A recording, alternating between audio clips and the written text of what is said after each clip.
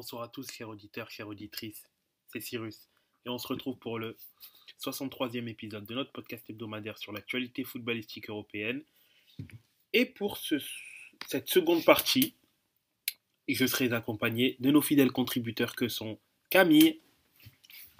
Guten Abend, mes amis. Jeff. Bonsoir à tout le monde. Et Alexis. Bonsoir.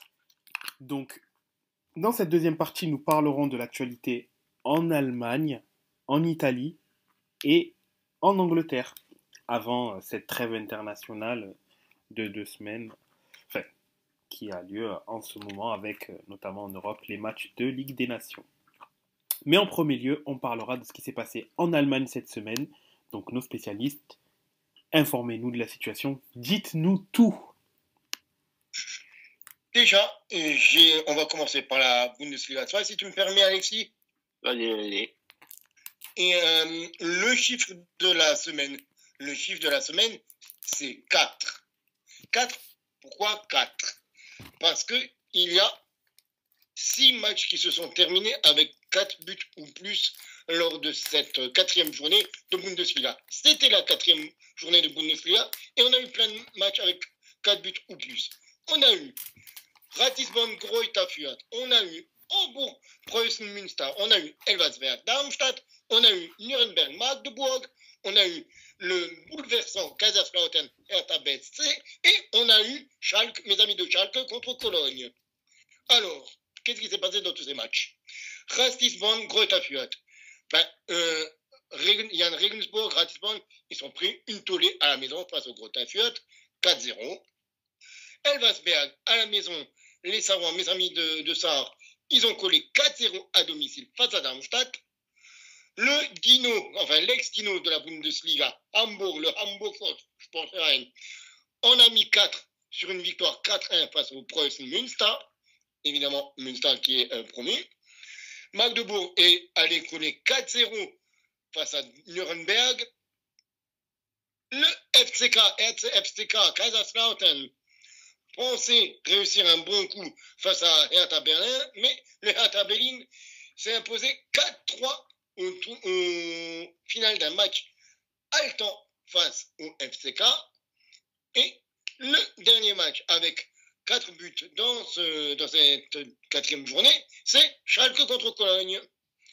Schalke, mes amis de Schalke, qui ont très mal commencé le match, ils se sont pris 3 buts en première période quasiment, vu que le 3e but de Cologne est à la 46e minute, mais après la mi-temps, sachant que le 2e but de Cologne est à la 46e, mais avant la mi-temps, donc dans la première minute, des arrêts de jeu de la première période.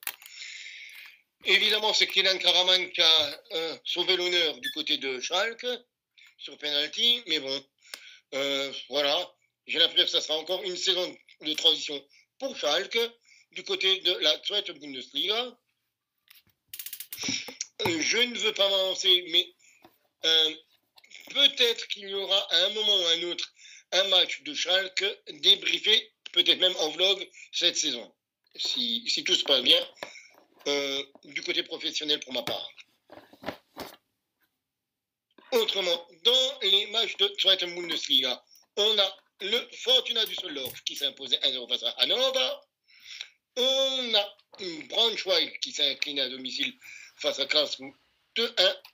Et le seul 0-0 de cette 4e journée de Bundesliga 2, c'était entre Paderborn et Ulm. Et c'était Paderborn qui recevait. Donc 0-0 entre ces deux équipes de bas de tableau. Du coup, le classement en Bundesliga 2, parce que maintenant on est quand même au bout de 4 journées, on commence à voir certaines choses se dessiner. On a 5 équipes qui sont encore invaincues, mais seulement 2 qui ont 3 victoires et un nul. C'est Düsseldorf et Karlsruhe, avec Düsseldorf qui a un petit but d'écart au niveau de la différence de but face à Karlsruhe. Le 3e actuellement, c'est le Greuther Fürth, qui a exactement la même différence de but que Magdeburg, mais ils ont marqué un but de plus. L'avantage est donc à l'attaque du côté de Greuther Fürth, les Kleeblätter, face à l'ancien champion d'Allemagne de l'Est, Magdebourg. Le 5e, le top 5, c'est Paderborn, qui enchaîne un 2e match nul consécutif. Cologne est 6e. On a 5 équipes à 7 points. Le FC Köln, Hambourg, le Hertha, Hannover et Kaiserslautern. On a une équipe à 5 points qui est 11e. C'est Elversberg, mes amis de la Sarre. Schalke, mes collègues Königsblauen sont 12e avec 4 points, tout comme Nuremberg. Mais Schalke, 9 buts marqués, 9 buts encaissés. C'est un nul vraiment exact. Ce qui n'est pas le cas de Nuremberg, qui est 13e, avec aussi 9 buts encaissés, mais seulement 6 buts marqués.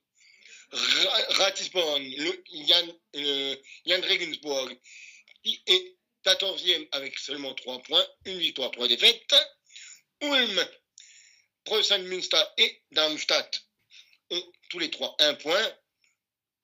Ulm est actuellement 15e et non barragiste et non relégable, car ils ont une moins grosse différence de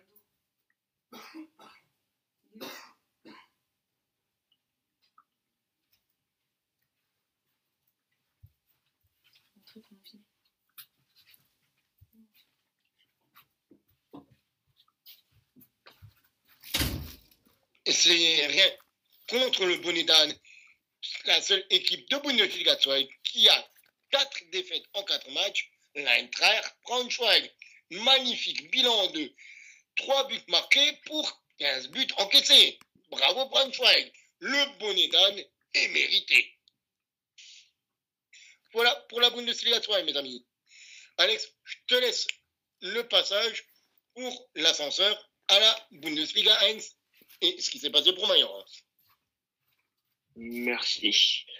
Ce qui s'est passé pour Mayence, déjà, avant de parler du match, je parlais du mercato, enfin de la fin de mercato qui s'annonçait du côté de Mayence, donc à savoir qu'il y avait peut-être des joueurs qui allaient arriver. Et effectivement, toute la semaine dernière, il y a 3 joueurs qui sont arrivés et quelques-uns qui sont partis. Mais s'il faut faire un petit débriefing rapide sur les joueurs qui sont arrivés, on a Moritz Jens qui est arrivé donc de Wolfsburg, défenseur central.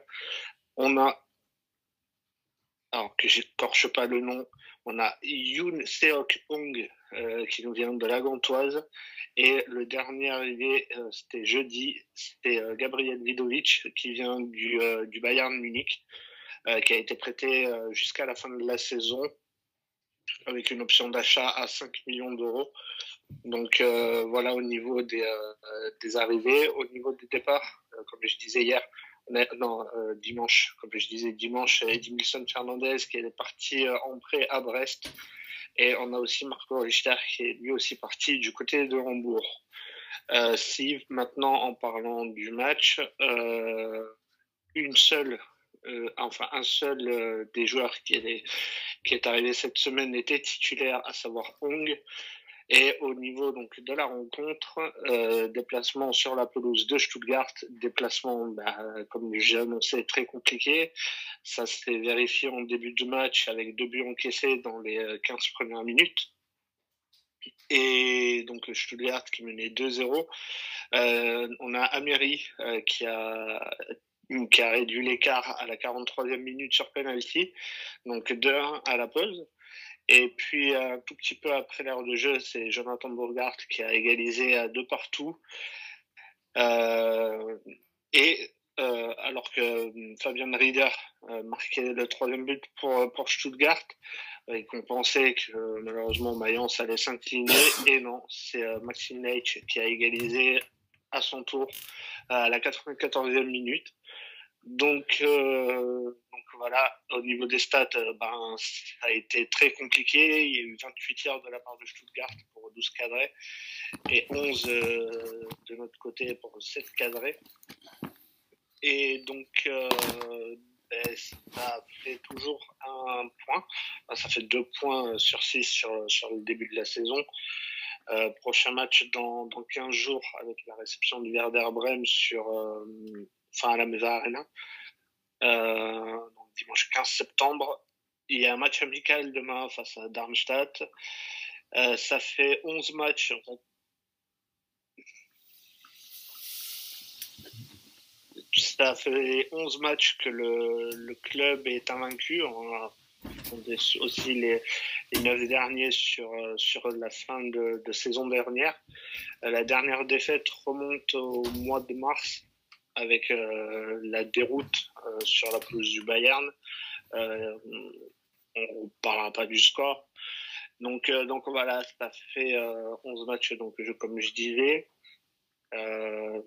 Maintenant, il va falloir vite gagner sur ce début de saison pour pas forcément se prendre la tête par rapport à la même saison que l'année dernière. Il va vite falloir gagner. Ils sont au milieu de classement, donc pour l'instant, ça passe. Mais comme je disais, il va vite falloir gagner. Donc, prochain match, la réception du Werder Bremen sur ce mois de septembre. Ensuite, il y aura un déplacement à Augsbourg et la réception d'Heidenheim à la fin du mois de septembre. Donc, voilà ce que je pouvais dire sur Mayence. Ben, nickel. Comme d'hab, toujours très détaillé tes débriefs. Maintenant, j'ai envie de mettre un chiffre, ou plutôt une date à l'honneur du côté de la Bundesliga. Est-ce que j'ai envie de vous dire un truc? Est-ce que ça vous dit quelque chose le 27 mai 2023? Moi, oui. Personnellement, oui, ça me dit quelque chose. Moi, oui. Les deux autres? Moi aussi, oui. Enfin, je pense savoir oui. Ça concerne les Leverkusen. Ça concerne évidemment les Leverkusen. Ok, c'est bon, je sais alors. Jeff? C'est quand ils ont gagné le championnat, non? Non, c'est tout simplement la date avant ce week-end de la dernière défaite en championnat de Leverkusen. Ah, d'accord. Parce que c'était la dernière fois qu'ils ont gagné, et c'était la dernière fois que Leverkusen avait perdu en championnat, 27 mai. Depuis, Leverkusen n'avait plus perdu en championnat d'Allemagne. Et pourquoi je dis ça? Ben, tout simplement parce que le RB Leipzig, ils ont pris le Bayer Leverkusen à leur propre jeu. Et malgré une excellente première période de Leverkusen, et notamment ce but de Frimpong avec ce dribble à l'entrée de la surface, c'était du grand art. D'ailleurs, le deuxième but aussi, d'Alex Grimaldo, dans un autre risque. Autant le premier but était sur une longue passe, un contrôle et un dribble parfait. Autant le deuxième but d'Alex Grimaldo, c'était sur une action d'école collective. Mais Leipzig a pris un petit peu Leverkusen à son propre jeu et a été plus hargneux et plus vertical que le Bayern. Ils ont trouvé une faille, ils ont trouvé la faille peut-être dans le système Alonso. Et notamment avec Kevin Campbell, avec quand même 7 minutes d'arrêt de jeu, enfin même 8 minutes d'arrêt de jeu en première période, où Kevin Campbell a marqué le 2-1 à quelques secondes de la mi-temps, et Openda, l'ancien Lensois, qui s'est offert un doublé en seconde période. Et quand on regarde les stats, pourtant, les Leverkusen a de nouveau été dominant, plus que dominant, je dirais. 26 tirs à 8, dont 10 cadrés pour 4, 63% de possession de balle, 577 passes à 352. Ils ont mangé statistiquement Leipzig. Et pourtant, Leipzig a été plus réaliste. Et justement, ce qui faisait une des forces, vraiment, pour moi, une des forces avec un grand F de Leverkusen l'année dernière, cette possibilité de ne jamais se rend, ce never give up, le fameux, ce qui était devenu le Shabby Time, à partir de la 86e, 87e minute, eh ben non, là, il n'y en a pas eu. Malgré une possibilité de penalty en toute fin de match, mais qui n'a pas été accordée, ben voilà, on est au début de la Bundesliga et voilà, le leader invincible et invaincu la saison dernière est déjà vaincu. Le Shabby Time n'est plus, mes amis. Alors, est-ce que ça va être une erreur de parcours? Parce que ça peut être juste une erreur de parcours. Hein. On est à la 2e journée de ce championnat. Mais le fait est que après avoir de nouveau fait un Shabby Time face à Mönchengladbach la semaine dernière, là, ça n'a pas marché. Ça n'a pas marché, non, mes amis de Leverkusen. Donc, il faudra voir, est-ce que c'est juste une erreur ou est-ce que ça va continuer à peser du côté d'Offenheim après, du côté de Wolfsburg, du côté du Bayern dans 3 journées, en comptant aussi le début de la Coupe d'Europe. Mais bon, premier faux pas dans la saison du Meister. Autrement, dans les autres matchs, il y a une équipe de qui il faut parler quand même, c'est Heidenheim. Heidenheim 4-0 contre Wolfsburg. Propre, bravo. Bravo à Heidenheim, franchement. Ils sont impressionnants sur ce début de saison, sur les 2 premières journées. 2 matchs de victoire, bravo à Heidenheim, 4-0. Ils font un sans faute, je dis chapeau. Après, pour moi, c'était un des matchs intéressants, même si ce n'était pas des grosses équipes. C'était le match du vendredi. Union Berlin-St. Pauli, avec le but de la barre pour l'Union Berlin. Union Berlin qui a gagné 1-0. Pour moi, c'était un petit peu le hipsterico, ce match. Donc, je me suis dit, bon, ben, c'est bien pour l'Union Berlin. St. Pauli, c'est dommage. C'est très dommage. Et voilà, c'est ainsi. Le match que j'avais suivi samedi après-midi, c'était Eintracht Francfort-Hoffenheim, avec de beaux buts, notamment celui d'Ekitike, l'ouverture du score, qui élimine Baumann d'un petit râteau sur le premier but. Tu avais Francfort qui a mené 2-0 à la pause. L'éternel Andrei Kramaric qui réduit le score pour Hoffenheim avant que Marmouche, le meilleur buteur de Francfort la saison dernière, redonne un plus conséquent avantage aux ailes de Hesse. Le RBL Leipzig. Franchement, je n'arrive pas à me dire qu'ils ont gagné contre Leverkusen. En attendant, ceux qui ont aussi gagné, c'est Wolfsburg contre le Holstein Kiel. Tout s'est joué en première période et même en 3 minutes, avec des buts de Arnold à 27e et Bornau à la 30e.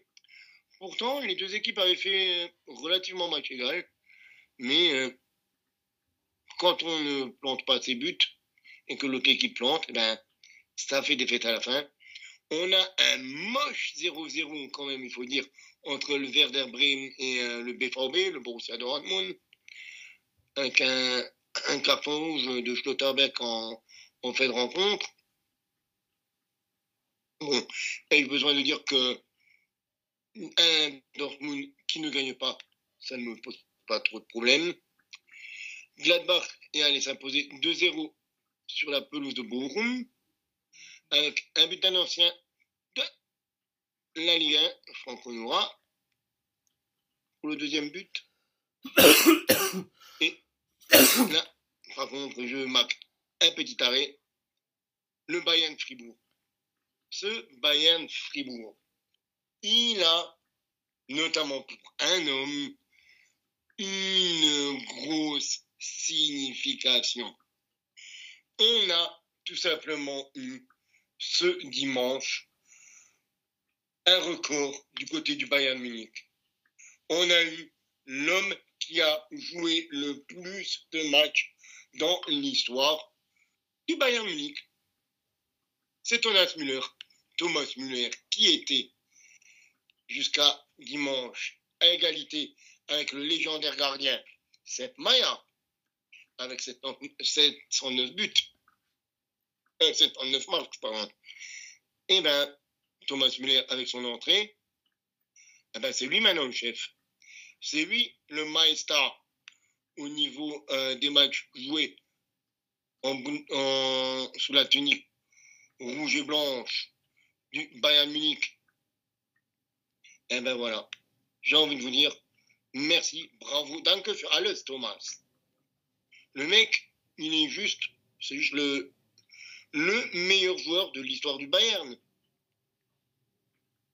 Le mec, il est à rien, ne serait-ce que je vais juste prendre les stats en Bundesliga, parce qu'on parle de Bundesliga. On est à 475 matchs de Bundesliga, 150 buts, et le truc qui est dingue, le mec est à plus de 200 passes décisives. Je ne sais pas si vous avez quelqu'un dans votre tête qui a à 200 passes décisives. Moi, j'ai personne. Le mec est à 207 passes décisives sur sa carrière. C'est juste absolument énorme. Franchement, je n'ai même pas les mots, en fait. Je ne sais pas. Comment dire? Si quelqu'un a un adjectif, là, parce que moi, je ne l'ai plus. Je ne l'ai plus, Thomas Müller. Tu m'as dépassé, tu m'as coupé l'herbe sous les pieds, Thomas Müller. C'est incroyable. Et puis bon, pour revenir sur le match quand même du Bayern Munich, ils se sont imposés 2-0 face à Fribourg, avec un penalty d'Harry Kane. Et évidemment, qui a marqué le deuxième but? Je vous laisse deviner. C'est évidemment lui, Thomas Müller. Et pourtant, le Bayern n'a pas cadré beaucoup de frappes. Ils ont cadré 3 frappes au but, ils en ont mis 2. C'est ce qu'on appelle quelque chose, je vais pas dire de clinique, mais c'est du 2 sur 3. Hein. Donc,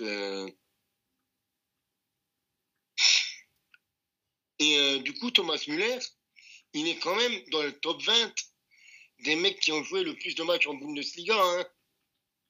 C'est, du coup, le joueur qui a disputé le plus de matchs avec le Bayern Munich. C'est pas le joueur du Bayern Munich à avoir disputé le plus de matchs en Bundesliga. Parce qu'il a son compère dans les buts, Manuel Neuer, qui a 503. Mais avec quelques matchs quand même avec Schalke. Mais il peut encore tranquillement grappiller quelques places parce que je pense que s'il fait une vingtaine de matchs, il peut tranquillement passer à la 13e place. Il a 475. Le top 10 est à 512. Donc je pense en une saison et demie, 2 saisons, il peut le faire. Donc Thomas Müller, évidemment, meilleur passeur aussi de l'histoire du Bayern. Parce que le mec a tout simplement un niveau stratosphérique.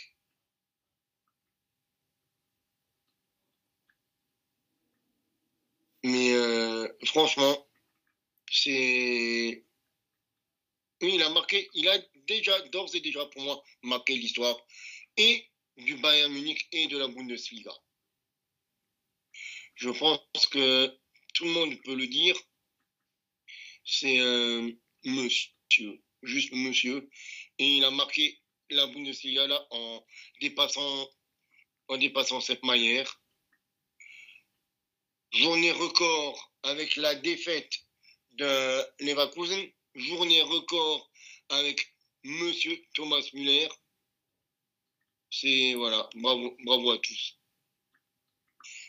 J'ai envie de dire, c'est une journée qu'on peut marquer d'une croix rouge, appelez ça comme vous voulez, mais journée historique, tout simplement pour la Bundesliga. Du coup, au classement, quand même, parce qu'il faut quand même donner le classement, une fois qu'on a fait toutes ces éloges, n'est-ce pas? À votre avis, sans regarder, c'est qui le leader actuellement après deux journées?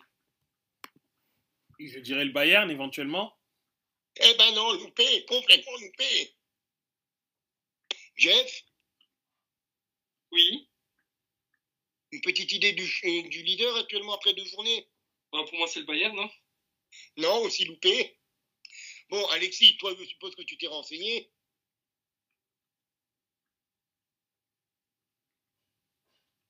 Enfin, je viens de regarder et ça confirme ce que je pensais, c'est Heidenheim qui est en tête.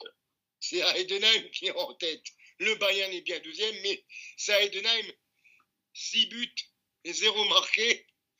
C'est le FC Heidenheim actuellement qui, après deux journées, est leader de Bundesliga. Le Bayern est également à 6 points comme Leipzig. Mais le Bayern et Leipzig ont déjà encaissé 2 buts. Dortmund conclut le top 4. Union Berlin est 5e, Gladbach est 6e. Wolfsburg 7e et pour l'instant pas dans les places européennes. On a du 6e Gladbach à Hoffenheim 11e, 3 points à chaque fois. On a 2 équipes à 2 points, Mayence et le Werder Bremen. On a 2 équipes à 1 point, Stuttgart et Augsburg, et 3 équipes à 0 point, Kiel, Bochum et St. Pauli.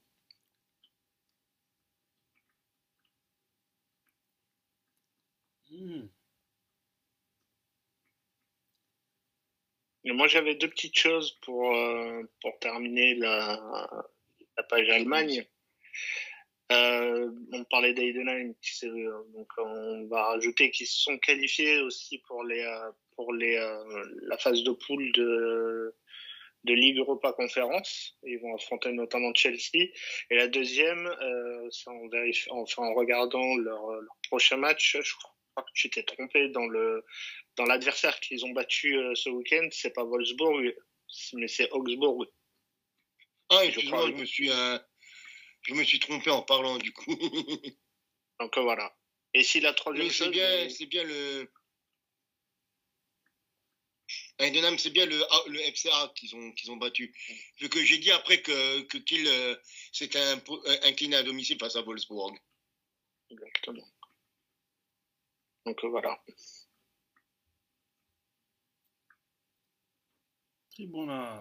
Très bon à savoir. Merci pour la rectification, pour le coup.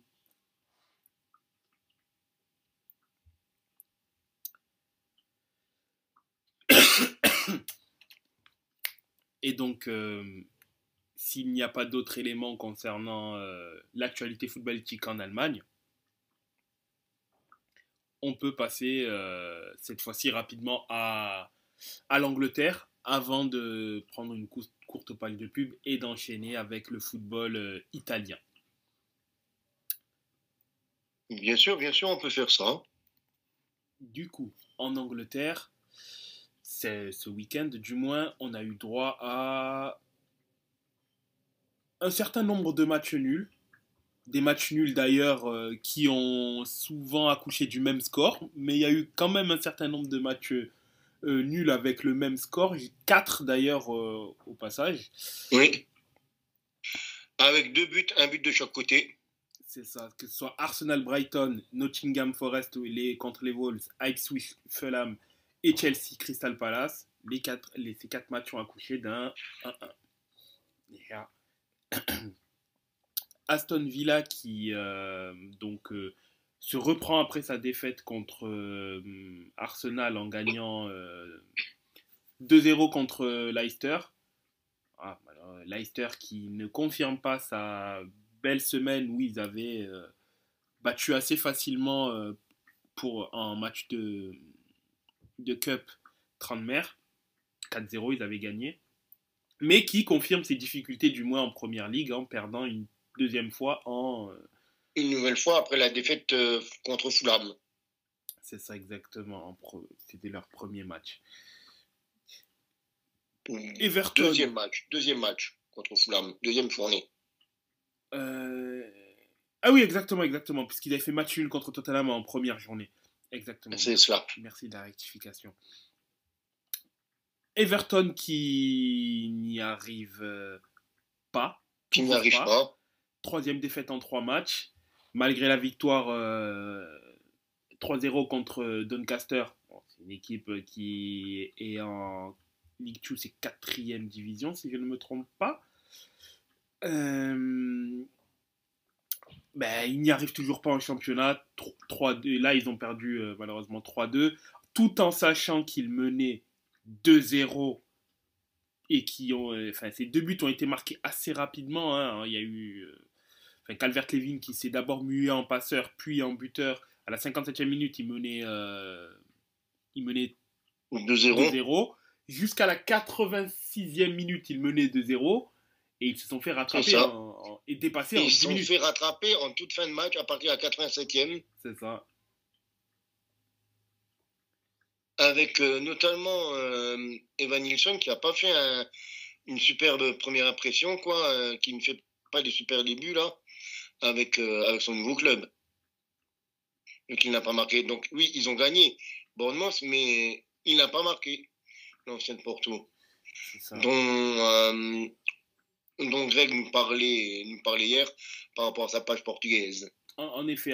C'est vrai qu'Evan Nilsson n'a pas fait un très beau match. D'ailleurs, son remplaçant, Sinistera, lui a marqué Et c'est lui qui donne la victoire. La victoire, c'est ça exactement, qui donne la victoire à Bournemouth. Après bon, l'Angleterre, on va pas tirer des conclusions directement sur le fait qu'il n'a pas fait un bon match. Hein. Oui, et puis on est à la fin du mois d'août, quoi. Il faut encore un petit peu laisser cette Bundesliga, cette première ligue, se décanter un petit peu. C'est ça, exactement. Après. Et Bournemouth, il y a quand même pas mal de bons joueurs, de beaux joueurs même, entre Evan Nilsson, Justin Kluivert, Senesi, Milos Kerkez, Kepa, le petit Roysen qui arrive de la Juve. Mm-hmm. Ah, Kerkez. Oui, Kerkez. Pardon, c'est mon petit côté nostalgique s'est activé puisque c'est un ancien Milanais, lui. Il n'a pas fait grand-chose, de ce que je me souviens. C'est-à-dire qu'on lui a pas laissé sa chance de faire quelque chose, surtout. On l'a revendu pour je ne sais même plus quel club de seconde zone, de souvenir, pour une bouchée de pain. À Alkmaar.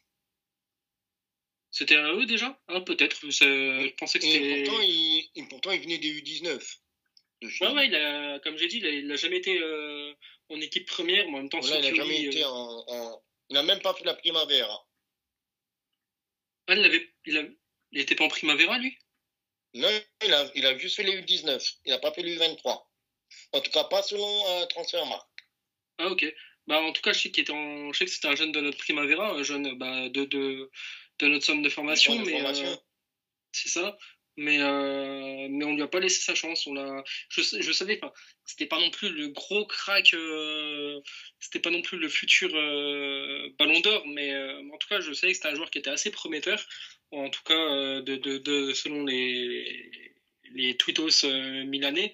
Mais on lui a pas laissé sa chance. Et comme à l'époque, en plus, il n'y a pas si longtemps que ça non plus. Milan ne disposait pas encore de son équipe B. Est-ce qu'il aurait eu plus de chance en équipe B ? Je ne sais pas, mais après c'est tout un autre débat.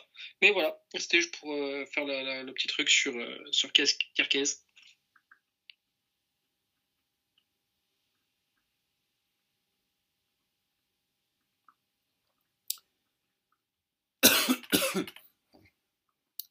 Du coup, autrement, il y a Brentford qui s'est imposé 3-1 face à Southampton. C'est ça. Les monstres de Manchester City se sont imposés à West Ham 3-1. Newcastle s'est imposé à domicile 2-1 face aux Spurs de Tottenham. Et le gros match, c'était Manchester United-Liverpool. Et que dire à part que Liverpool a mangé les Red Devils dans le Redico. Doublé de Luis Diaz, but de Salah. – Manchester a mesuré qu'il y a encore beaucoup de choses à reconstruire. Oui, sur ce match-là, il y avait vraiment un niveau d'écart énorme entre les deux équipes, hein. Vraiment, c'est bon, enfin, Casemiro qui deux fois fait des erreurs plutôt stupides et qui coûte deux buts, concrètement. Enfin, c'est vraiment ça. Euh, je... Oui, il y a vraiment un gap entre les deux équipes. Vraiment un gap. Moi, celui qui vraiment je commence. Enfin, c'est pas que je commence. Moi, je me suis posé des questions sur lui depuis déjà plusieurs saisons. Mais Rashford, je sais pas qui est-ce qui joue à sa place. Mais c'est très. Pour moi, c'est plus qu'inquiétant. Et je pense qu'il est temps pour lui de partir d'United.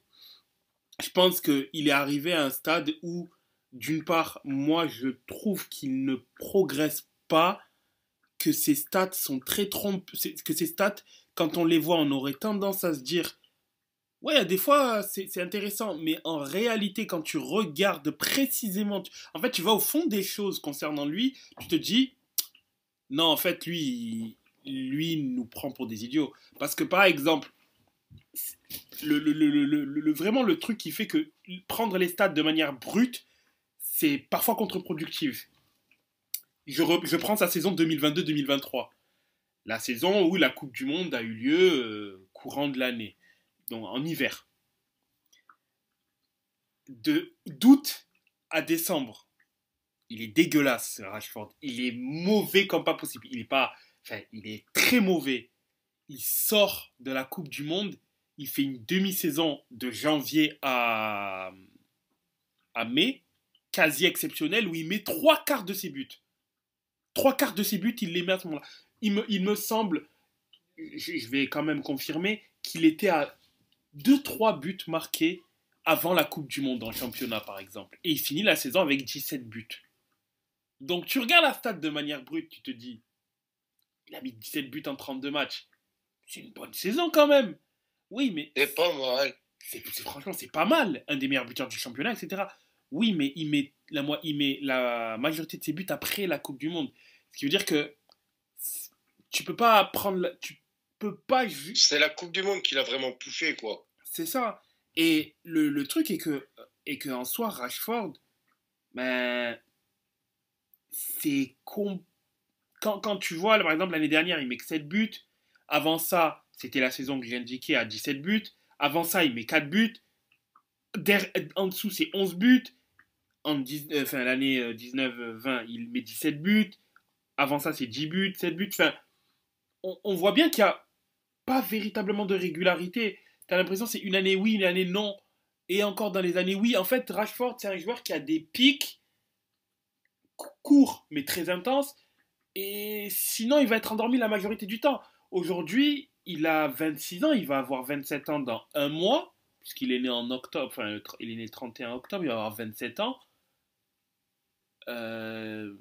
Aujourd'hui, à 27 ans, bien qu'il ne soit pas entré dans ses meilleures années pour un attaquant, il est en train, si on remet la faute entre parenthèses sur United, bien que ça soit un peu facile, puisque quand tu as toute l'amplitude de faire ce que tu veux globalement, en ayant un salaire démentiel par rapport à ce que tu produis sur le terrain, ça a bon dos de donner la justification de tes mauvaises performances à la situation du club. C'est trop facile.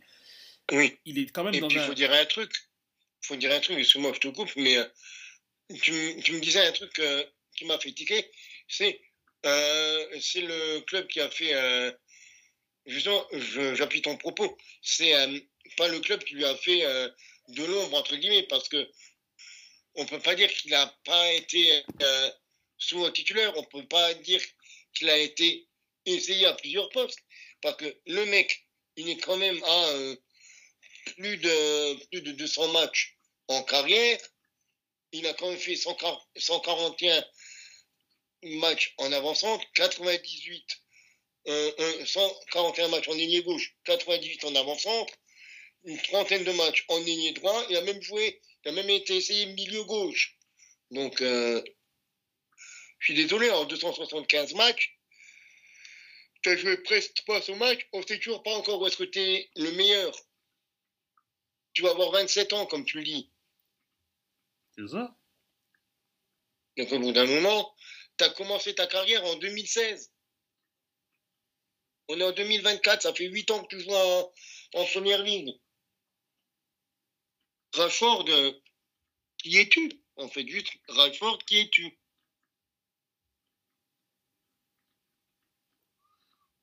Ça va vraiment se. Non, moi je pense que son cycle est terminé à. Je pense vraiment que son cycle est terminé à United et il faudra qu'il aille, qu'il change d'air. Après, le problème est où peut-il aller pour pouvoir essayer de se relancer. Oui. Là Le problème, c'est qu'il a un trop gros salaire. C'est ça, exactement. Il a un salaire gigantesque et c'est ça qui peut freiner éventuellement les équipes. Mais en soi, moi, je pense vraiment que il ne progresse pas et qu'il est dans. Enfin, il ne progresse pas et là, va falloir que le board des Mancuniens se pose, se débrouille par rapport à lui parce que c'est pas possible. Enfin, à un moment donné, faut aussi. Enfin, si tu es une grande équipe, d'accord, c'est l'un des enfants du club, mais à un moment donné, si t'es pas bon, t'es pas bon. Tout simplement, t'es pas bon, t'es pas. C'est ça. Donc faut. Parce que moi, je suis désolé. Tout le monde critiquait, tapait sur Anthony Martial. À juste titre. Anthony Martial, il est nul, il est mauvais, il est pas bon. Mais Anthony Martial, c'est 90 buts et 47 passes décisives en 300 matchs. Rashford, l'enfant prodige, c'est 131 buts en 400 matchs. Et 67 passes décisives. Donc, il y a quoi? Il y a 40 buts et 20 passes décisives en 800 matchs de plus. Donc, excuse-moi, pour moi, on est sur les mêmes standards quand même. Oui, c'est quasiment les mêmes standards, les deux, et pourtant, et cloué au pilori, et l'autre, ben, globalement... Et l'autre, c'est, ah, mais non, mais c'est un gentil, il est de Manchester. C'est ça. Ah ouais, ben, t'es peut-être de Manchester, mais t'es quand même pas bon, en fait. Exactement. Enfin, c'est pas que t'es pas bon, c'est que tu n'as pas la dimension que tu aurais dû avoir au début de ta carrière. Je dirais plutôt la dimension que on lui indiquait, puisque au tout début on le voyait comme étant un des futurs cracks du football qui risque d'être au même, qu'on voyait même plus, que certains voyaient même déjà plus fort qu'Mbappé dans le futur. Ouais, bon, aujourd'hui, bref, je pense qu'il y a même des joueurs offensifs qui sont beaucoup plus forts que lui, même largement plus forts que lui. Mais en soi, je pense vraiment que s'il reste à United, c'est qu'il ne veut pas progresser. Moi, je le verrai comme ça. S'il reste à United. Oui, c'est une histoire de ne pas réussir à se bouger, tout simplement. C'est ça, tout simplement. Bon, on va passer au classement quand même. Oui.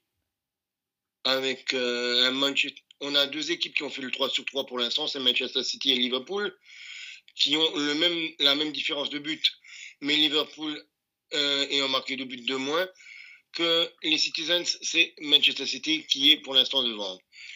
On a 3 équipes à 7 buts, Brighton, Arsenal et Newcastle.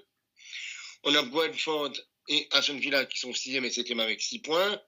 2 équipes à 5 points, Bournemouth et Nottingham Forest. 3 équipes à 4 points, les Spurs, Chelsea et Fulham. Étonnamment, 3 équipes de Londres. Une autre équipe de Londres qui suit derrière, c'est West Ham, le 13e, qui partage les 3 points avec Manchester United. On a 4 équipes à 1 point avec Leicester, Crystal Palace, Ipswich Town, qui ne sont pour l'instant pas relégables, et les Wolves qui ont un but encaissé de plus une différence de but de 1 de moins que Ipswich Town, donc les Wolves sont actuellement 18e, et 2 équipes à 0 pointé sont Southampton et Everton. Sur ce, je vous dis, on pourrait faire une petite pause, les mecs. Qu'en pensez-vous? C'est cela, exactement. Faisons une pause. Allez, à tout de suite. À tout de suite.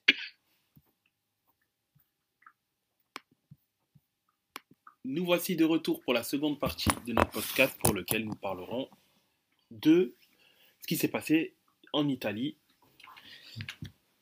cette semaine, enfin durant ce week-end.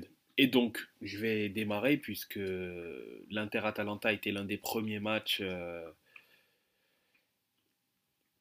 la 3e journée de Serie A. Et je vais reprendre ce qu'a dit De Rossi. Comme quoi l'Inter a choqué la Serie A de par ce résultat-là. Une victoire 4-0, une victoire méritée.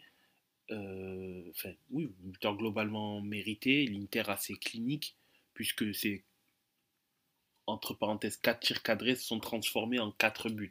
Il y a un but contre son camp, le but de Jimmy City. Mais globalement, quand l'Inter a fait mouche, l'Inter a cadré, ça a globalement fait mouche et elle a eu une réussite maximale sur ce match-là. Là où l'Atalanta n'a cadré qu'une frappe sur tout le match, par exemple. Et bien évidemment, Sommer n'a eu donc qu'un arrêt à effectuer sur tout ce match-là et le gardien de l'Atalanta n'a pas fait d'arrêt puisque les tirs cadrés, malheureusement, ont tous fait mouche. Mais sur ce match-là, j'ai difficilement, en fait, de points négatifs à relever, si ce n'est le fait que, bon, allez, sur les 3 premiers matchs, Lautaro Martinez n'a pas marqué. Ouais, bon, ok, à la rigueur, cela. Mais sinon, vraiment, au niveau de l'effectif, que ce soit défensivement, euh, Pavard qui fait un match, Pavard qui, pour le coup, même s'il n'a pas été appelé en équipe de France, un deuxième match où il est taille patron, on voit que le style de Ben Inzaghi fait toujours aussi mal en Serie A. Moi, j'ai dans ma tête une action autour de entre 20 et 30 minutes où c'est Acerbi qui amorce un pressing vers Carnesecchi. C'est l'Atalanta à la balle dans sa moitié de terrain et c'est Acerbi qui fait le premier pressing. Acerbi, défenseur central axial, bien évidemment, qui fait le pressing pour gêner Carnesecchi. Autant j'ai l'habitude de voir en phase offensive les 3 défenseurs de l'Inter très haut sur le terrain se comporter limite en fait comme des milieux de terrain reculés. Mais ça, par contre, ce type de variation-là, où c'est carrément le défenseur central qui va en premier au pressing, ça, je l'avais pas perçu, et c'est vraiment quelque chose de très, enfin, c'était particulier, et ça montre en fait ça montre à quel point cette équipe est confiante, sûre de ses forces, et je pense que cette victoire-là face au dernier vainqueur de l'Europa League, quand même, qui a eu dans son tableau de classe de grosses équipes, de très grandes équipes, notamment les Invincibles d'Allemagne de l'an passé, enfin ex-invincibles pour le coup, puisqu'ils ont également perdu ce week-end. Liverpool également, c'est pas n'importe qui. Et leur mettre 4-0, c'est quand même quelque chose. Et ça envoie quand même un signal aux autres pensionnaires de Serie A comme quoi vous vous êtes renforcés, vous avez fait pour certains des mercatos intéressants, mais attention, on est champion en titre et ce Scudetto-là, on ne veut pas si on le laisse, ce sera pas facile et on est quand même une équipe rodée et ça va être compliqué, ça va être dur pour les autres et il va falloir être très fort, très solide pour pouvoir prendre cet Inter-là. Mais vraiment sur ce match-là, c'est le premier gros match de la saison, le premier gros test, et il a été réussi à 100%. Et je suis assez content en fait que ça s'est fait avec la manière parce que ça montre que l'équipe petit à petit remonte en puissance et que titulaires, notamment Pavard qui n'a pas joué le premier match, ben, il monte également en puissance. Et même s'il n'a pas été pris en équipe de France, c'est pas grave. Je pense qu'il sera pris dans les prochains rassemblements, même dans un sens, tant mieux qu'il soit à la disposition du club, puisque moins les internationaux jouent 2 matchs, mieux c'est pour la récupération, vu le calendrier dantesque qui attend les joueurs. Tant mieux de ce côté-là. Et donc, victoire 4-0, leader de Serie A parce qu'à côté, certaines autres équipes ont fait des résultats positifs pour l'Inter. Notamment, Camille, je pense que tu auras la possibilité de nous le dire dans quelques minutes. Et deuxième clean sheet également, hein, de consécutif. Bon, après là, c'était pas très compliqué, un tir cadré, voilà. Mais c'est toujours bien ça de prix. Et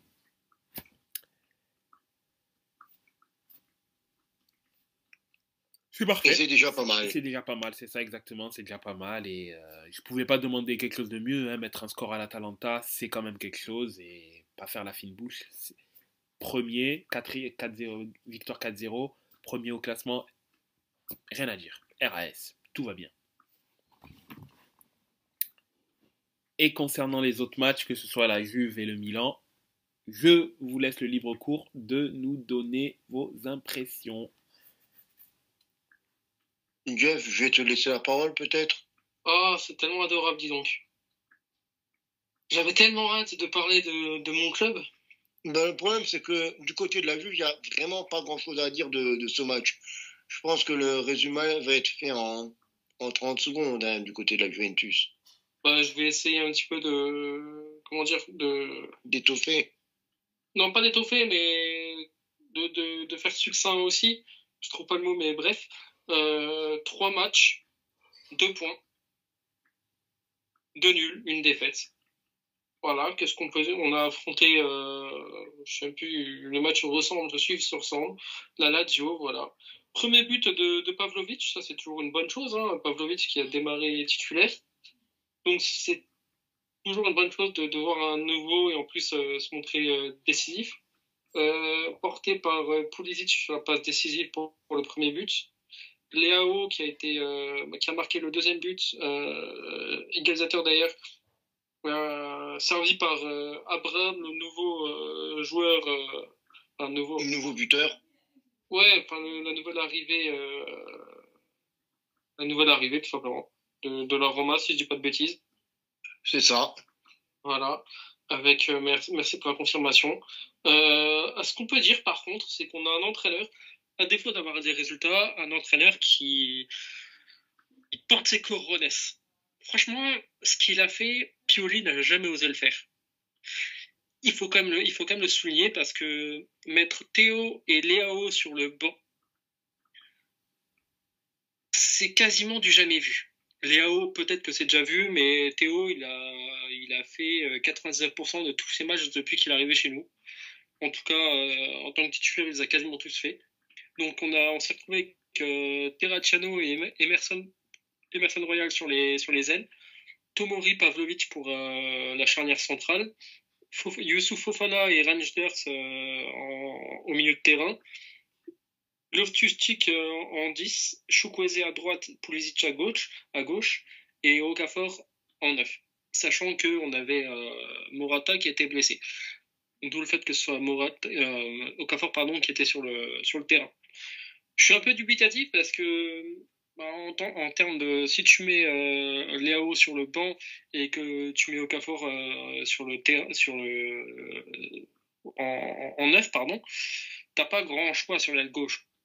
Et c'est bien dommage parce que Pulisic, alors déjà qu'à droite, c'est pas une hérésie parce que l'année dernière il avait fait quand même de très belles choses.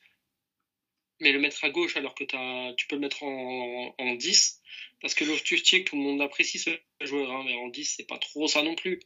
Donc voilà, mais au moins on peut noter quand même que le coach a ses choix. Soi-disant, il y a rien contre eux, c'est pas personnel ni quoi que ce soit, mais voilà. D'ailleurs, quand ils sont rentrés sur le terrain, Leao et Théo n'ont pas participé à la pause fraîcheur. avec les autres membres de l'équipe. Bon, la justification a été que ils en avaient pas besoin, parce qu'ils rentraient juste sur le terrain, ils n'étaient pas essoufflés, ils n'étaient pas fatigués, ils n'avaient pas besoin de se rafraîchir. Ça a été la petite polémique qu'il y a eu après match. Mais sinon, voilà, 2-2. On espère très très vite des résultats parce que de ce qui se lit, il est possible que la tête du coach soit déjà mise à prix dans les prochains matchs, dans les prochains résultats. Donc on va voir, sachant qu'il y a quand même de grosses échéances. Rien que le derby va arriver dans très peu de temps. Corrige-moi si je me trompe, Cyrus, mais je crois que ça arrive dans ce mois-ci d'ailleurs. Oui. Voilà, donc à la fin vers le 20, si je dis pas de bêtises, je dis ça de tête. Mais donc il va falloir des résultats très très vite. Parce que là, on se retrouve... Alors attendez une petite seconde, c'est pas celle-là. C'est ici, 14e, on se retrouve en 14e place. Des débuts très très très moyens pour le nouveau coach milanais, donc Fonseca. Wait and see pour la suite après la trêve, tout simplement, la trêve internationale. Et je te laisse Camille enchaîner pour la suite. Du coup, je vais parler de la Juventus. La Juve qui avait enchaîné 2 fois 3-0 contre le promu Comme à domicile et à l'extérieur sur la pelouse du Hellas Verona. On avait en troisième journée la réception de la Roma. Premier test pour cette Juventus New Look de Thiago Motta. Et comment dire que on s'est fait chier. Je pense que la stat la plus parlante, c'est le nombre de tirs cadrés. 2 en 90 minutes. Un tir cadré pour la Juve, un tir cadré pour la Roma. C'est tout ce qu'on a eu à se mettre sous la dent pendant 90 minutes. En tout, il y a eu 12 tirs. 7 pour la Juve, 5 pour la Roma, mais 2 tirs cadrés. Une pour chaque équipe pendant 90 minutes. C'est pitoyable. Franchement, il n'y a vraiment pas d'autre mot, quoi. Et les deux équipes se sont neutralisées pendant 90 minutes. 51% de balles pour la Juve, 49% pour la Roma. Même au niveau des passes, quoi, c'était quasiment la même chose, quoi. 410, 403. Non, vraiment, c'est vraiment le match à oublier, quoi, par excellence. Pas parce qu'on a, et même pas parce qu'on a perdu, mais vraiment parce qu'il n'y avait rien dans ce match. Il n'y a eu aucune substance. Franchement, vu les 2 premiers matchs que j'avais vus, je m'étais dit, waouh, la Juve de Motta, ça va être génial, on va de nouveau kiffer regarder les matchs de la Juve. Là, j'avais l'impression de voir de nouveau Allegri, excusez-moi. Mais oh la vache, oh la purge, dis donc. Ça s'est joué pendant 90 minutes à s'échanger la baballe au milieu de terrain. Je te la prends, je te la reprends, je te la prends, je te la reprends. Oh mon Dieu, oh là là. Et d'un coup, allez, on essaie de passer un petit peu sur le côté. Ah mince, ça part en touche. Oh zut. Oh non, oh la purge, franchement.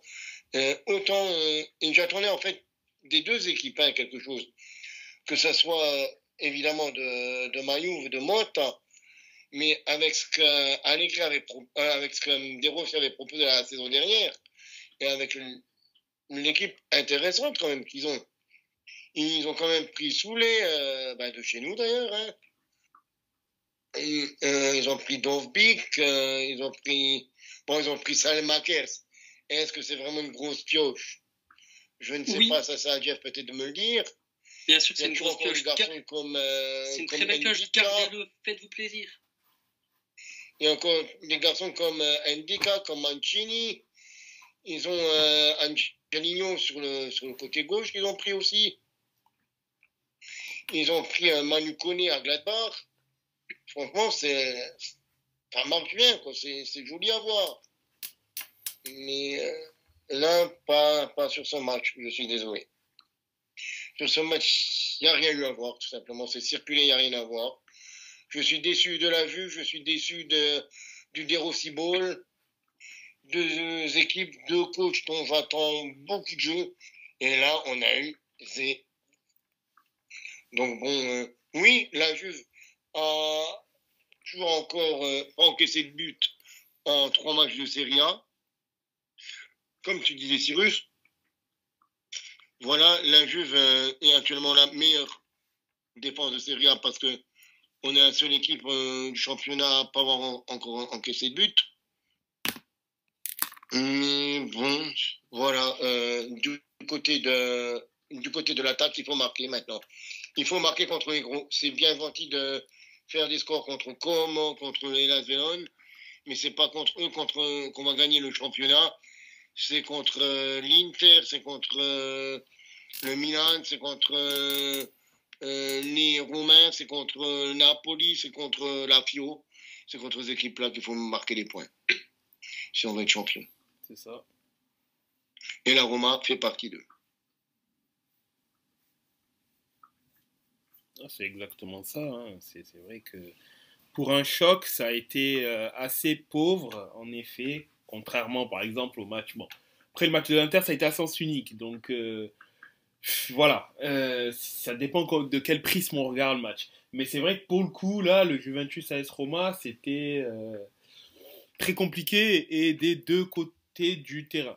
Enfin, des deux équipes, de part et d'autre. Après, évidemment, on sait que la Juve a quand même une grande marge de progression.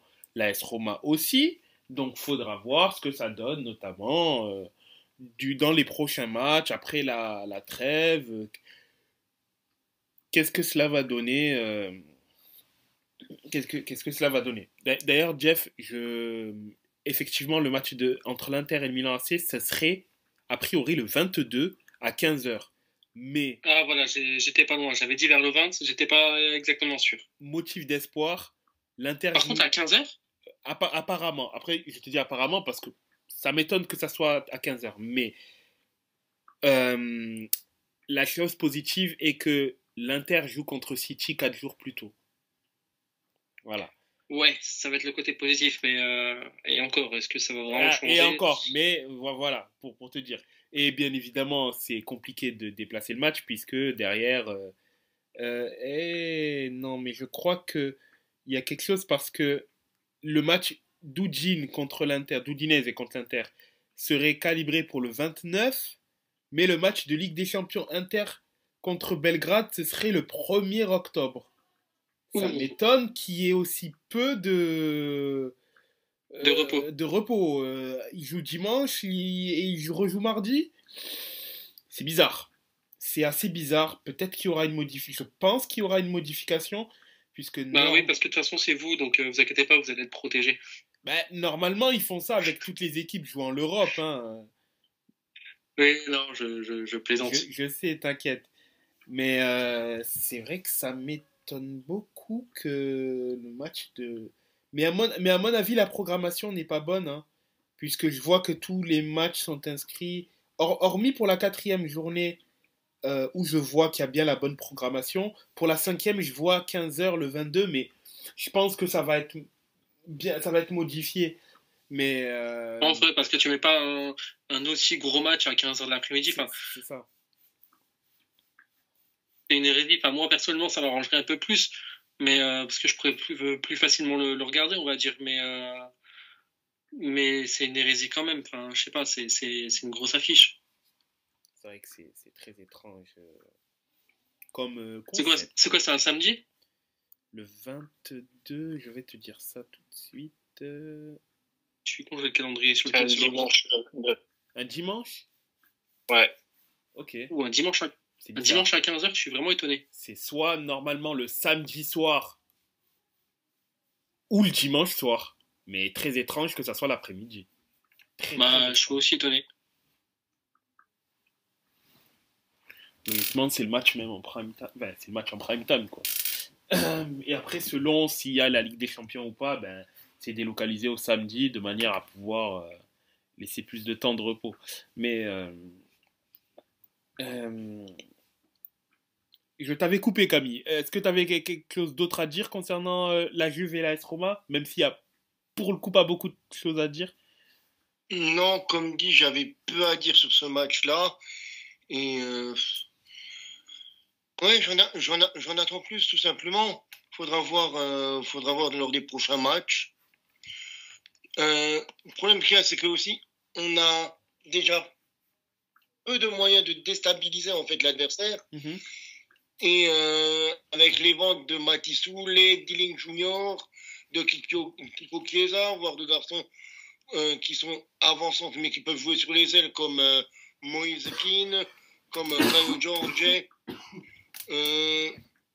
Ben, du coup, il y a vraiment, à part les nouvelles recrues, quoi, quasiment, Conceição et Gonzalez, on n'a pas grand monde vraiment pour dribbler.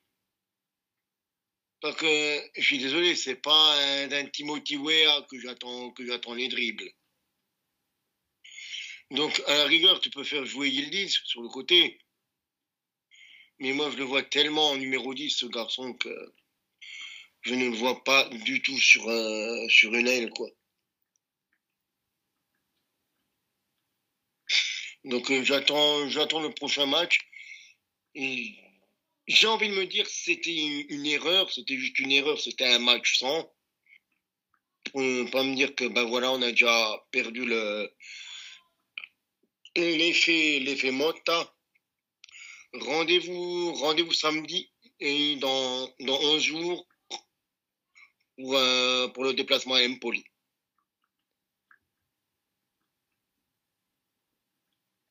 On verra bien. J'attends la confirmation de la charnière Gatti-Bremer, qui est évidemment forte.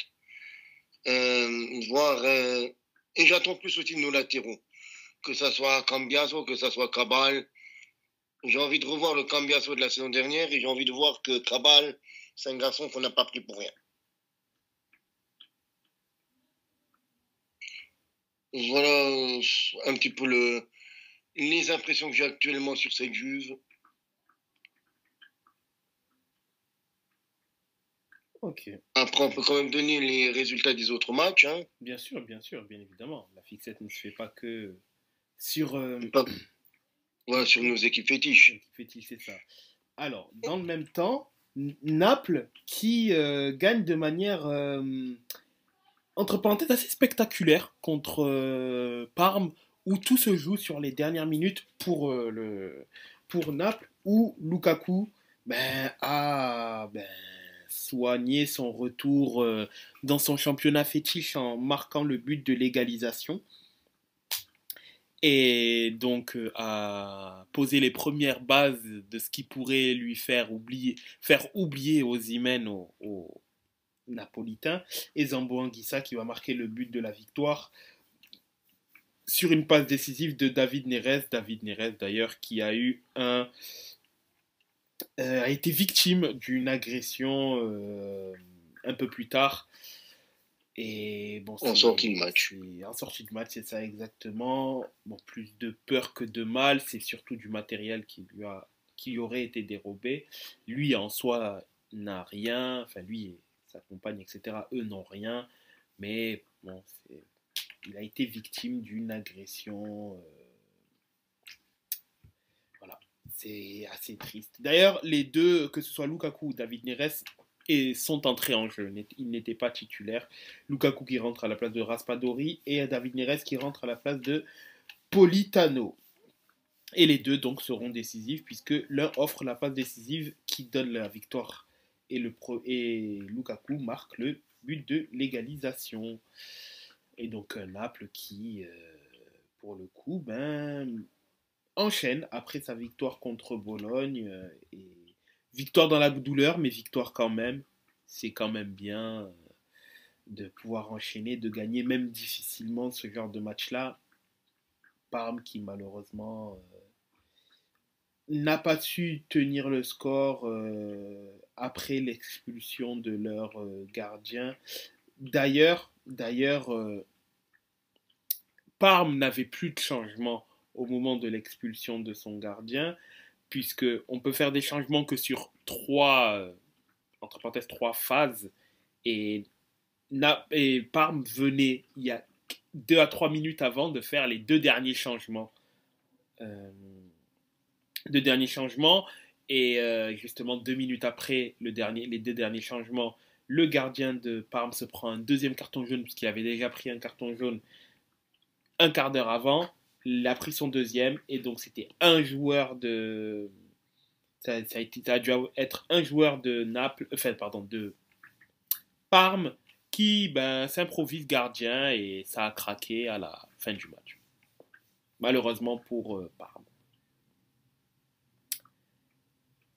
Le Torino qui gagne 1-0 contre Venise, contre Venezia. Lecce qui gagne dans la douleur, mais qui gagne contre Cagliari 1-0. Bologne qui fait match nul contre Empoli. Bologne qui ne va pas très bien. C'est pas un très bon début de championnat pour eux. Peut-être que la trêve leur fera du bien. Mais attention, Bologne. Ça sent pas très bon, et peut-être, et c'est vrai que on peut être assez dubitatif du mercato fait au vu des pertes, puisqu'ils ont essayé de faire dans la quantité pour essayer d'avoir un effectif plus gros par rapport à la Ligue des Champions, mais la perte de Zirkzee et surtout de Calafiori, on la sent au niveau de Bologne. Et attention, mauvais début de championnat, mauvais mois d'août, mais peut-être que la trêve leur fera du bien, et qui reviendront à l'endroit. Mais en tout cas, Bologne peine. Il faut vite se remettre, vite se remettre les idées en place avant le début des Coupes d'Europe. C'est ça exactement. Donc, l'Hellas Vérone qui gagne contre le Genoa, la Fiorentina qui fait match nul contre Monza 2-2, l'Udinese qui gagne contre Como qui bien évidemment a du mal. L'Udinese toujours invaincu en Serie A d'ailleurs au passage, deuxième victoire d'affilée. L'Hellas Vérone aussi qui s'est rattrapé après avoir perdu 3-0 contre la Juve, en gagnant donc 2-0 contre le Genoa. Au classement, cela donne 4 équipes à 7 points. L'Inter, la Juve, le Torino et l'Udinese. L'Hellas Vérone qui est à 6 points, à égalité de points avec Naples, mais l'Hellas Vérone ayant gagné Naples a une meilleure différence de but particulière. Empoli à 5 points. Empoli également toujours invaincu en championnat, une victoire et 2 nuls. Ensuite, 3 équipes à 4 points, la Lazio, Parme et Genoa du 8 à 10. Ensuite, 11, 12, 13, Fiorentina, Atalanta, Lecce. Milan 14e à égalité de points avec Monza, l'AS Roma, Cagliari et Bologne. Bologne premier relégable. Ensuite, Venise et Como qui n'ont toujours pas gagné, tout comme Bologne. À partir de la 14e place, ce sont que des équipes qui n'ont pour l'instant pas gagné de match. Et il y a... en précisant encore que il y a une équipe qui est toujours encore invaincue, mais qui est quand même 11e. C'est la Fio avec 3 matchs nuls. C'est ça. La Fio est la seule équipe... Et la seule équipe ayant fait 3 matchs nuls. Puisque les autres, c'est soit une victoire et 2 défaites, comme la Fiorentina, l'Atalanta et Lecce. Eux ont au moins gagné un match, mais ont eu 2 défaites, là où la Fio, elle, est encore invaincue. Et donc, là, je pense qu'il y a quand même en termes d'infos, une grosse info. C'est le départ d'Osimhen en prêt payant à Galatasaray. Il ne restait que très peu d'issues pour Osimhen s'il voulait jouer cette saison. Après, ça m'interpelle quand même, dans le sens où ça reste un attaquant jeune, un des meilleurs attaquants de Serie A, que ça plaise ou non, qu'on le veuille ou non. Osimhen, l'année dernière, après oui, l'année dernière n'est pas du même acabit que l'année d'avant, mais l'année dernière, il a quand même été très embêté par les blessures et blessé même plusieurs mois, notamment avec sa blessure sur le visage, au visage. Mais c'est quand même l'une des stars du championnat. Après, oui, on peut parler de sa situation contractuelle, du fait qu'il était en fin de contrat d'ici 1 an. Il a prolongé d'une saison pour pouvoir partir en prêt. Hein. Mais bon, pour moi, ça repousse le schmilblick à cet été, à l'été 2025. Mais ce que je veux dire par là, c'est ça reste un des joueurs majeurs du championnat qui a une valeur marchande énorme pour le coup et qui part pour le coup en prêt en Turquie à un moment où il est en pleine possession de ses moyens. Je pense que ce prêt-là ne va ni arranger Naples, ni arranger Osimhen, parce qu'en fait, pour moi, si Osimhen fait une grosse saison en Turquie, ça n'augmentera pas spécialement sa cote, puisqu'on sait qu'il a déjà réalisé de très grosses saisons en Serie A. Et par contre, s'il fait une mauvaise saison là-bas, là, par le coup, ça pourrait lui porter préjudice à lui, mais aussi à Naples, parce que sa valeur va mécaniquement baisser. D'autant plus. Le seul gagnant, c'est le club turc, hein, tout simplement. C'est ça, exactement. Parce que si Osimhen il réussit à faire une grosse saison, ce qu'on ne peut qu'attendre de lui, bah, ce sera bien pour eux pour la Super League, si je dis pas de bêtises, si je me trompe pas de nom, et éventuellement Ligue des Champions. Financièrement, ça peut être bénéfique pour eux. Il me semble que Galatasaray n'est pas en Ligue des Champions. Elles ne le sont pas, il me semblait, autant pour moi. Mais oui, c'est ça, exactement. Il n'y a que le club turc qui est gagnant dans l'histoire parce que là, c'est compliqué. Après, il peut y arriver qu'on soit dans. Enfin, parce que là, ce cas-là, j'en parle parce qu'en fait, en tant qu'interiste, on a été un peu confronté à cela, mais d'une manière différente parce que c'était le cas Icardi. Où Icardi a été placardisé une partie de la saison 2018-2019, puis il part en prêt au PSG, mais il part en prêt au PSG. Il fait une bonne saison là-bas, et donc après il est acheté pour en tout un total de 70 millions d'euros. Mais le truc est que il part en prêt au PSG. Donc il est performant au PSG, qui est un club à forte exposition, forcément, le PSG peut aligner de l'argent et dire « Ah, il a été bon avec nous, bon, on peut continuer l'aventure avec lui. » Tandis que là, s'il performe en Turquie, on va dire « Ouais, bah, c'est normal quand même, c'est l'une des meilleures... il a été performant dans l'un des meilleurs championnats d'Europe. Encore heureux qu'à 25 ans, il soit encore performant en Turquie. » Le contraire serait quand même étonnant. Après, je pense qu'il peut faire une très belle doublette avec Mauro Icardi. Ça serait très intéressant de voir comment ça va se faire entre Osimhen et Icardi, puisqu'il y a quand même un sacré duo sur le papier. Mais ça sera vraiment super intéressant à voir. Et je pense que déjà, je suis Galatasaray, parce que Icardi. Mais là, je vais quand même être un peu plus intéressé à ce niveau-là. Mais après, sur cette histoire-là, concernant Osimhen, je pense qu'il y a une responsabilité qui peut être partagée par le joueur, oui. Je pense que l'agent aussi, et moi je pense que c'est le cas numéro 1. C'est vraiment l'agent, je pense, qui a fait beaucoup de boulettes, beaucoup de bêtises dans la gestion de son client, parce que jamais de la vie un joueur majeur comme Osimhen peut se retrouver le bec dans l'eau comme ça à la toute fin de mercato, quoi. Même pas inscrit en Serie A, il était voué à cirer le banc quasiment toute la saison, quoi. Enfin, c'est l'attaquant qui t'a quand même donné le Scudetto il y a 2 ans, il y a même pas 2 ans. Enfin, à part s'il il a insulté toute la descendance de De Laurentiis, enfin, faut vraiment qu'il y ait eu quelque chose d'extrêmement grave pour en arriver là. Le problème, c'est que je pense que l'agent a bourré la tête à Osimhen et Osimhen y a cru aveuglément, quoi. Il s'est dit, bon, voilà, on va voir ci, on va voir ça. Finalement, il n'y a rien eu. Après, du côté de Naples, je pense qu'ils vont quand même un peu s'en mordre les doigts parce que sa valeur ne va pas augmenter, elle ne va faire que baisser, sauf s'il prolonge de plus d'une saison. Là, il a prolongé jusqu'en 2026, mais bon, il est prêté une saison, donc en 2025, va se poser la question pour son contrat qui se termine en 2026. Le vendre, oui, non, à quel prix, ou est-ce que les deux parties vont se rabibocher? Enfin, le problème est que Lukaku, il est voué à jouer titulaire sous Conte.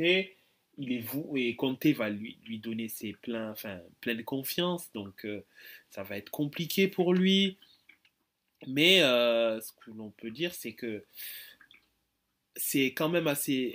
Oui, la responsabilité par rapport à De Laurentiis, c'est que De Laurentiis a refusé à, des chèques astronomiques pour lui. Et du coup, des chèques à plus de 100 millions. Et je pense que les 100 millions, il ne les retrouvera pas avec lui. Et peut-être que parfois, vaut mieux quand, même si c'est un joueur majeur, si tu sais il a la possibilité de partir pour un énorme chèque,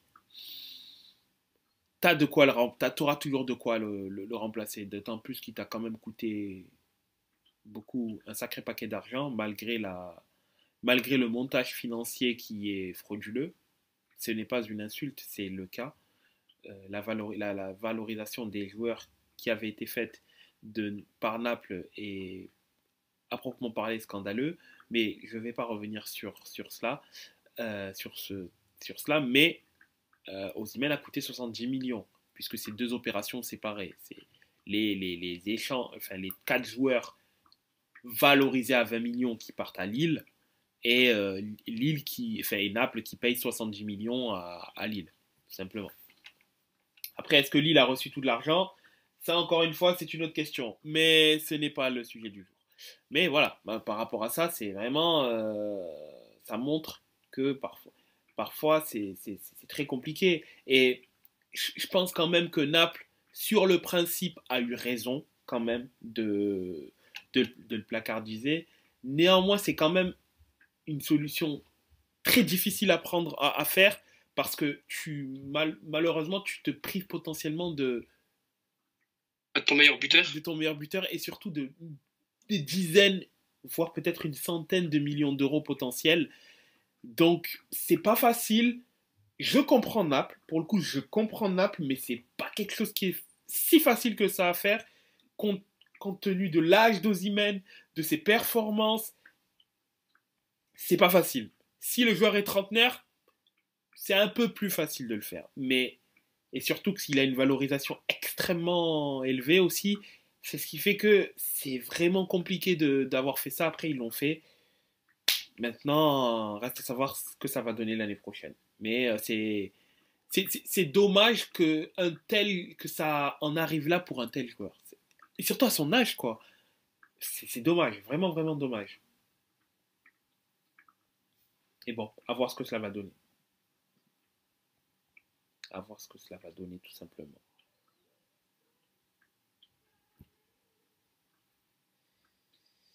Voilà. Bon, ben, je pense qu'on a fait relativement le tour, quoi, avec la situation que tu nous as décrite d'Osimhen. C'est ça. Et tout ce qui entoure tout ça. Donc, je pense qu'on va raccrocher le crampon pour cette semaine. Et on parlera, je pense, quand même des compétitions et des matchs internationaux la semaine prochaine, même s'il y aura évidemment moins de matchs à débriefer. Exact. Si, il y a nous qui jouons samedi. Ah oui, puisque pas de repos. À Dinan-Léon. Pas de repos pour... En National 2, maintenant, on joue. C'est cela. Bon, ben, sur ce, les mecs, je vous souhaite une bonne soirée, ainsi qu'aux auditeurs et aux éditrices. N'oubliez pas de regarder et puis de ne pas oublier que le foot, c'est la plus belle et la plus importante des choses pas importantes. Et puis, je vous dis à la semaine prochaine. À la semaine prochaine. À la semaine prochaine. Bonne soirée à tous. Ciao.